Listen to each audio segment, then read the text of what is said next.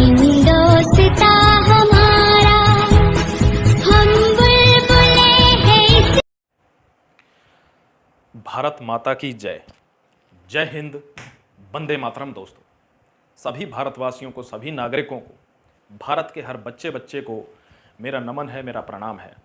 और इनसे भी पहले सर्वप्रथम प्रणाम है उन बलिदानियों को जिन्होंने इस भारत भूमि की रक्षा के लिए अपना सर्वस्व बलिदान दिया, अपने प्राणों तक की आहुति बलिदान कर दी। दोस्तों, one of my close friend who lost his life last year in the internal security, तो मैं उससे भी ये कहना चाहूँगा, अगर वो मेरी आवाज़ सुन रहा है, कि वीरू, तू जब तक मैं हूँ तब तक तू यहाँ है, हमेशा रहेगा। I miss you. और उन सभी वीर जवानों को जिन्होंने भारत भूमि की रक्षा के लिए अपना सर्वस्व बलिदान कर दिया।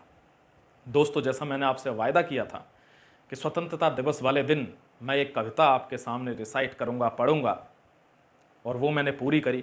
हालांकि ये आपको 15 अगस्त को मिलेगी और मैं इसे 14 को पढ़ूँगा, क्योंकि कल शायद वक्त ना मिले। तो दोस्तों, मैंने कविता लिख ली है और आपके सामने उसको पढ़ूंगा। लाइनों को दोहराऊंगा नहीं, और इस बात की मैं बिल्कुल 100% आपको गारंटी देता हूं कि आपको मेरी कविता ज़रूर पसंद आएगी। अगर आपको मेरी ये कविता पसंद आती है और आपको भारत भूमि से प्रेम है, अपने देश से प्रेम है, अगर आप देश प्रेमी हैं, तो कमेंट सेक्शन में बिना भारत माता की जय लिखे हुए नहीं जाना। जरूर लिखना, वंदे मातरम, भारत माता की जय।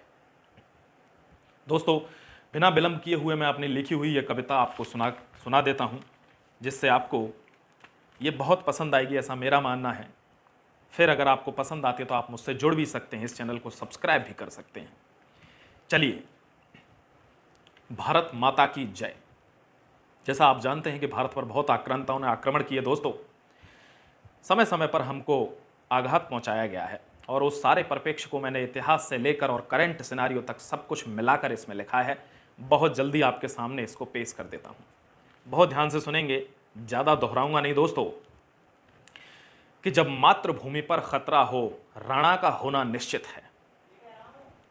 गुरु गोविंद सिंह और शिवाजी, ताना का होना निश्चित है। ताना का मतलब है तानाजी। पन्ने पलट के इतिहासों के मैंने पढ़ी कहानी थी, दिल्ली बैठा पृथ्वीराज, झांसी में मर्दानी थी। जय हिंद। दोस्तों, अंग्रेजों की तोप के आगे तान खड़े थे सीना अपना, मंगल पांडे ने दिखलाया स्वतंत्रता का अद्भुत सपना। सर्वप्रथम एक बीज बो दिया लोगों के मन में कि स्वतंत्रता भी कोई चीज है। भगत सिंह हो या नेताजी, ध्यान से सुनना दोस्तों, हर एक लाइन में बहुत सोच समझ के बुद्धि से शब्द डाले हैं। कि भगत सिंह हो या नेताजी, जन्मा था इस माटी ने, गोरों को था सबक सिखाया गांधी जी की लाठी ने।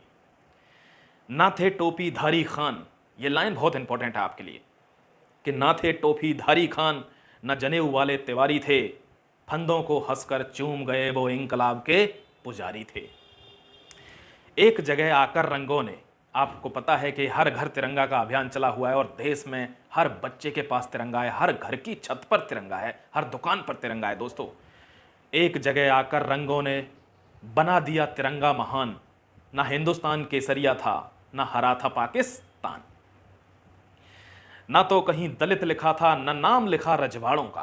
ध्यान से सुनिएगा कि ना तो कहीं दलित लिखा था, ना नाम लिखा रजवाड़ों का, जो खून बहा सन 57 में भारत माँ के लाड़ों का। वो खून किसका था? वो किसी जाति पाति धर्म से संबंधित नहीं था, वो भारत माता के लाडले थे। ना हिंदू लड़ो समाधि पर, यह आज के परिप्रेक्ष्य की लाइन है, कि ना हिंदू लड़ो समाधि पर, ना लड़ो कब्र पर मुसलमान, जिस मिट्टी में हमको मिलना है, नाम एक है हिंदुस्तान, नाम एक है हिंदुस्तान। जंजीरें थी पैरों में, बात अब शुरू कर देता हूं। जब गांधी जी देश में आए, देश के पैरों में जंजीरें थी साथियों, गुलामी की। कि जंजीरें थी पैरों में, तन ढकने को ना था कपड़ा, एक अहिंसक बुजुर्ग के पीछे सीना तान के बच्चा बच्चा चल पड़ा।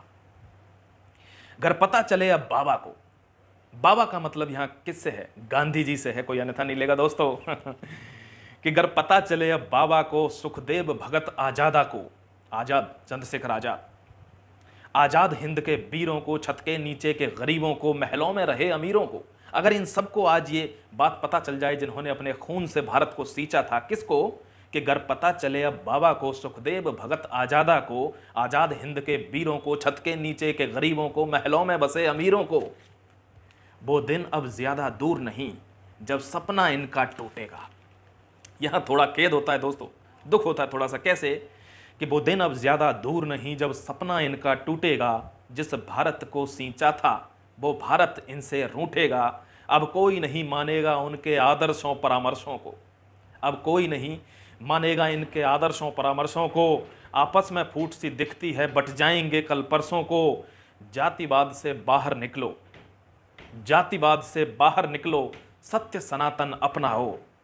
मैं होली खेलूं मन मर्जी, अपनों को तुम ईद पे गले लगाओ।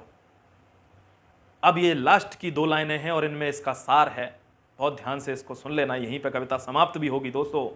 कि कब तक यूं सरहद के अंदर, I am talking about the internal security of the nation, कि कब तक यूं सरहद के अंदर मजहब जात और पात करोगे, कब तक यूं सरहद के अंदर मजहब जात और पात करोगे। देश के बनकर जियो खुशी से, देश के बनकर जियो खुशी से, कब तक जंग की बात करोगे, कब तक जंग की बात करोगे। दोस्तों बाहर से तो हमारे जाबाज सरहदों पे खड़े हैं, किसी माई के लाल ने इतना दूध नहीं पिया कि वो अंदर कदम रख दे। अगर परेशान हो जाते हैं तो अपने अंदर वालों से, तो उन्हीं के लिए ये 2 लाइनें थीं कि कब तक यूं सरहद के अंदर मजहब जात और पात करोगे। अरे देश के बनकर जियो खुशी से, कब तक जंग की बात करोगे। शुक्रिया साथियों, मुझे ऐसा विश्वास है कि आपको मेरी कविता ज़रूर पसंद आई होगी। भविष्य में ऐसे ही मैं और भी अगर लिखूंगा तो आपको सुनाऊंगा। अगर आपको देश से प्रेम है, देशभक्ति में ज़रा भी अगर आपका इंटरेस्ट है, तो प्लीज़ नीचे वंदे मातरम भारत माता की जय ज़रूर लिखें। अगर आपको लगता है कि मैंने अच्छी कविता सुनाई तो आप मुझसे जुड़ भी सकते हैं, मेरे चैनल को सब्सक्राइब करके मेरे साथ मेरी फैमिली का मेंबर बन सकते हैं। सभी को 75वें स्वतंत्रता दिवस, इस महान भारत के पर्व की, त्योहार की बहुत बहुत हार्दिक शुभकामनाएं, बहुत बहुत बधाइयाँ। जय हो, जय Hind, Vande Mataram, God bless you all.